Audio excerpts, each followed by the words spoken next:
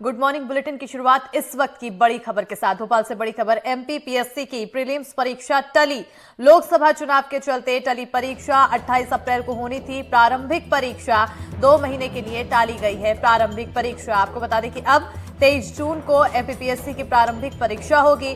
लोकसभा चुनाव के चलते तारीखों में बदलाव किया गया है।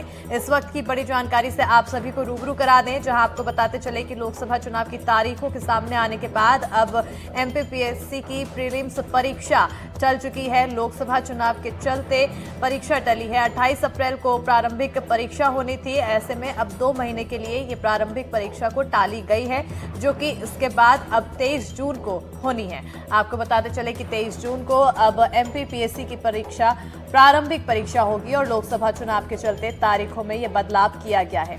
इस वक्त की बड़ी और अहम जानकारी से आप सभी को रूबरू करा रहे हैं। ज्यादा जानकारी के साथ हमारी सहयोगी अमृतांशी जोशी जुड़ चुकी हैं। सीधे रुख करेंगे हमारी सहयोगी की ओर। अमृतांशी, एमपीपीएससी की परीक्षा की तैयारी करने वाले अभ्यर्थियों को अब थोड़ा और इंतजार करना पड़ेगा। 2 महीने का और समय मिला। देखिए, जो भी कोई परीक्षाएं अगर आयोजित होती हैं तो उसमें काफी ज्यादा एक मैनेजमेंट लगता है। छात्रों के एडमिट कार्ड जारी करना, इस दौरान सेंटर्स कई बनाए जाते हैं। लेकिन इसी बीच में जो लोकसभा चुनाव अलग अलग चरणों में पड़ रहे हैं मध्य प्रदेश में, तो इन चुनावों के दौरान भी कई जगहों पर जो वोटिंग सेंटर्स हैं, यानी कि जो मतदान केंद्र हैं, वो बनाए जाएंगे। ऐसे में देखिए, एक साथ इतने छात्रों का मैनेजमेंट करना, ऊपर से जो चुनाव आयोग की अलग जो है आचार संहिता चल रही है उसका मैनेजमेंट करना, ये बहुत ही मुश्किल हो जाता है।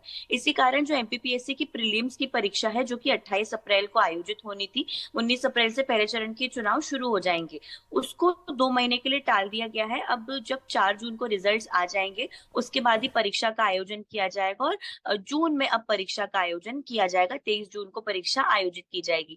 फिलहाल कई छात्र एमपीपीएससी के प्रीलिम्स की तैयारी जरूर कर रहे थे, लेकिन उनको ये जानकारी काफी पहले ही दे दी गई है, क्योंकि देखिए, इंतजार किया जा रहा था कि चुनाव आयोग की तरफ से चुनावों का ऐलान कब होगा और आचार संहिता कब लगेगी।